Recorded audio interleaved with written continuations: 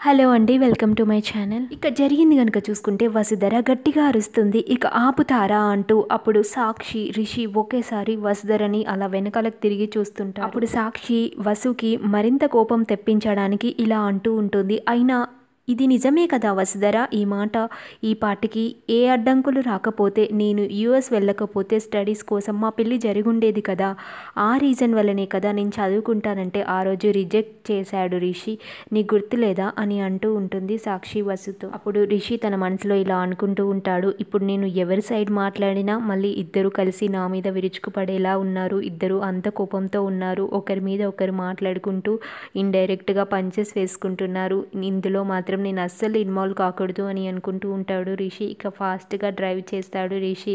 ఇక రిషి ఇల్లు రానే వస్తుంది. రిషి ఇల్లు రాగానే అప్పుడు సాక్షి ముందుగా దిగి, Rishi thank you for your this అంటూ ఇలా చెప్తూ ఉంటుంది. అప్పుడు రిషికి అర్థం కాదు. అప్పుడు బస్సుకి కూడా కోపం వస్తుంది. నన్ను కూడా డ్రాప్ చేశాడు కదా, ఇక్కడ నేను థ్యాంక్ యూ చెప్తున్నానా, ఎందుకు ఈ సాక్షి ఇంత ఓవర్ చేస్తుంది అని అనుకుంటూ ఉంటుంది. అప్పుడు సాక్షి అంటుంది, thank you for your lift Rishi అని అంటుంది. అయినా నన్ను మీ ఇంటి దగ్గరే దించావు కదా, నేను ఇక్కడ చేయాల్సినవి కొన్ని ఉన్నాయి, నేను మీ పెద్దమ్మ గారితో ముందుగా మాట్లాడాలి, ఆ తర్వాత ఇంకా మిషన్ ఎడ్యుకేషన్కి సంబంధించిన కొన్ని పనులను చూసుకోవాలి, అందుకే ఇంటికి వచ్చాను, ఏమనుకోకు రిషి, ఎప్పటికైనా రావాల్సింది నేను ఈ ఇంటికే కదా అంటూ ఇంకా కోపం తెప్పిస్తుంది వసుకి. అప్పుడు రిషి ఏం మాట్లాడకుండా ఇక లోపలికి వెళ్తాడు. వసు కూడా లోపలికి వస్తుంది. ఇక దేవయాని ముందు హాల్లోనే కూర్చుంటుంది. ఇక సాక్షి, రిషి, వసు వాళ్ళని చూసి అలా ఒకేసారి లేస్తుంది. ఈ వసుధర ఏంటి ఈ టైంలో ఇంటికి వస్తుంది, అయినా రిషితో సాక్షి వస్తుంటే ఈ వసుధర మధ్యలో వస్తుందా అని అనుకుంటూ చాలా కోపానికి వస్తుంది. అప్పుడు ఒక్క నిమిషం అక్కడే ఆగండి అని అంటుంది. అప్పుడు ఒకేసారి ముగ్గురు కూడా అక్కడే ఆగుతారు. వసుధర, నీకు ఈ ఇంట్లో పని ఈ టైంలో ఎందుకో నేను తెలుసుకోవచ్చా అని అంటూ ఉంటుంది. అప్పుడు రిషి ఇలా అంటూ ఉంటాడు, వాళ్ళ మేడంతో కొంచెం చదువుల పండగకి సంబంధించిన అవుట్పుట్ తీయాల్సి ఉంది, వాళ్ళ మేడంతో కొంచెం డిస్కషన్ చేసి అని అంటూ ఉంటాడు. అప్పుడు దేవయాని ఏమీ మాట్లాడదు. అప్పుడు సాక్షిని ఏమీ అడగకుండానే, అమ్మ సాక్షి ఇప్పుడైనా రావడం, లోపలికి రా అని అంటుంది. దాంతో వసుధరకి చాలా కోపం వస్తుంది దేవయాని బిహేవియర్ని చూసి. ఈవిడ మారదా అంటూ ఇక వసుధర సరాసరన ఎవరికీ చెప్పకుండా అలా పైకి వెళ్ళిపోతుంది జగతి రూమ్లోకి. అప్పుడు జగతి దగ్గరికి వెళ్ళి ఇలా తన బాధను చెప్పుకుంటూ ఉంటుంది వసుధర. అసలు ఏం జరిగిందో, సాక్షి రిషితో రావడం, రిషి ఒప్పుకోవడం, ఇదంతా కూడా చెప్తుంది.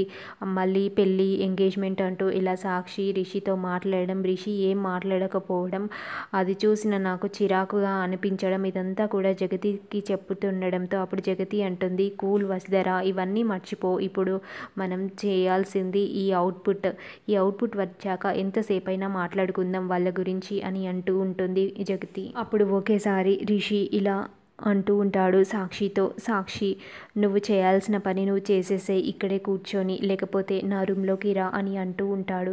అప్పుడు ఒకేసారి సాక్షి అంటుంది, పర్లేదు రిషి, నేను ఇక్కడే కూర్చుంటాను, ఎలాగో ఆంటీ కూడా ఉన్నారు కదా, ఆంటీ కూడా నాకు కాస్త హెల్ప్ చేస్తారు అని అంటూ ఉంటుంది. అప్పుడు రిషి ఇక పైకి వెళ్తాడు తన రూమ్లోకి. అప్పుడు సాక్షి అనుకుంటూ ఉంటుంది తన మనసులో, నేను వెళ్తాననక ముందే రిషి తన రూమ్లోకి రమ్మని నన్ను ఆహ్వానించాడు, అంటే రిషి నన్ను దగ్గర చేసుకుంటున్నాడా వసు మీద కోపంతో. ఏదైతేనేం ఆ వసుధరతో మంచిగా మాట్లాడే నేను రిషికి దగ్గర కావాలి. ఈరోజు ఎలాగైతే ఫైల్ కొట్టేశానో ఇక మిగతా రోజులు కూడా అలాగే రిషితో నేను ప్రవర్తించాలి, రిషి పక్కన కారులో నేనే కూర్చోవాలి, వసుధర కాదు, వసుధర కూర్చోవడానికి వీల్లేదు అని అనుకుంటూ ఉంటుంది.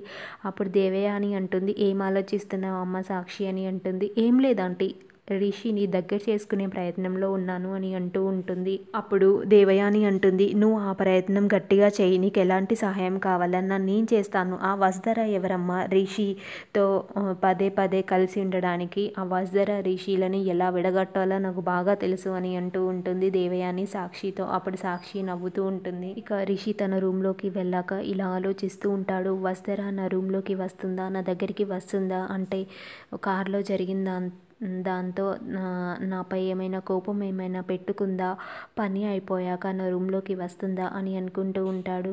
అప్పుడు ఒకేసారి వసుధర రిషి రూమ్ ముందు నుంచి అలా వెళ్ళిపోతూ ఉంటుంది ఇక తన ఇంటికి. అప్పుడు రిషి వసుధర అంటూ పిలుస్తాడు. అప్పుడు వసు సార్ చెప్పండి అని అంటుంది. ఒక్కసారి లోపలికి రా అని అంటాడు. అప్పుడు వసుధర అంటుంది, దేవయాని ఆంటీ చూస్తే బాగుండదు రిషి సార్. ఇంతకు ముందే నన్ను ఒకసారి తిట్టారు. మీ రూమ్లో నాకు ఏం పని అని.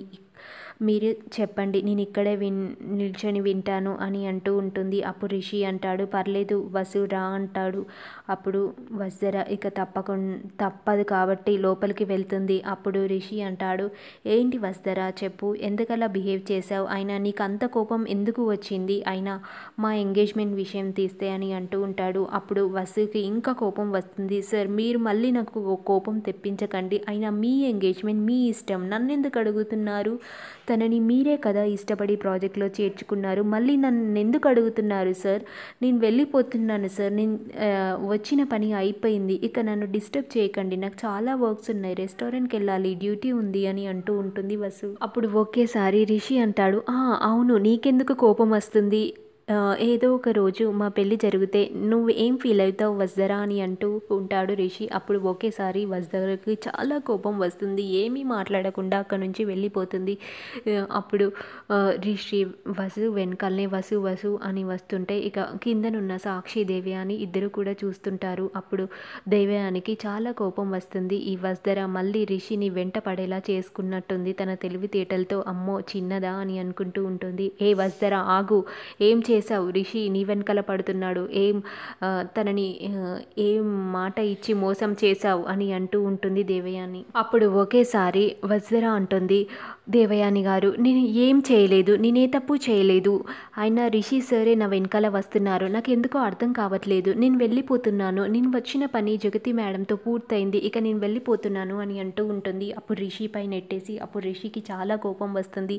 వసు ఏంటి ఇలా బిహేవ్ చేస్తుంది, నా పైనే కంప్లైంట్స్ ఇస్తుందా పెద్దమ్మకి, పెద్దమ్మ ఏమనుకోవాలి ఇలా చెప్తే అని అనుకుంటూ ఉంటూ ఇక రిషి అలాగే తలదించుకొని పైకి వెళ్తుంటే అప్పుడు దేవయాని అంటుంది, ఆగు నాన్న అని అంటుంది. తనేదో చెప్పిందని నేను నమ్ముతానని నువ్వెలా అనుకున్నావు, నువ్వెవరికి తలదించుకోవాల్సిన అవసరం లేదు, అయినా నువ్వెప్పుడు తల ఎత్తుకొనే తిరగాలి, నువ్వు ఏ తప్పు చెయ్యలేవు కూడా అని నాకు బాగా అర్థమవుతుంది అని అంటూ ఉంటుంది దేవయాని. అప్పుడు రిషి అలాగే పెద్దమ్మ, ఏమైనా తప్పు చేస్తుంటే సారీ అంటూ ఇక చెప్పి పైకి వెళ్ళిపోతాడు. అప్పుడు రిషి ఇంటి ముందు నిల్చొని వసు ఆటో కోసం వెయిట్ చేస్తూ ఉంటుంది. అలా ఆటో రాగానే ఆటోలో ఎక్కిపోతుంది. ఆటోలో వెళ్తుండగా ఇలా ఆలోచిస్తూ ఉంటుంది, నేను రిషి సార్ని ఇరికించి తప్పు చేశానా, లేకపోతే సార్ అలా మాట్లాడతారా, మా పెళ్ళి జరుగుంటే ఏమయ్యేది అంటూ ఆ మాటలు నా ముందు మాట్లాడతాడా, సార్కి తెలియదా నేను సార్ని ఇష్టపడుతున్నానని, ఆ రోజు సార్ని రిజెక్ట్ చేసినంత మాత్రాన సార్పై నాకు ప్రేమ లేదని సార్ అనుకుంటున్నాడా, నేను సార్ని ప్రేమించట్లేదని అనుకుంటున్నాడా, ఎందుకు ఇలా బిహేవ్ చేస్తున్నాడు నాకు కోపం వచ్చేలా అని అనుకుంటూ ఉంటుంది వసు తన మనసు.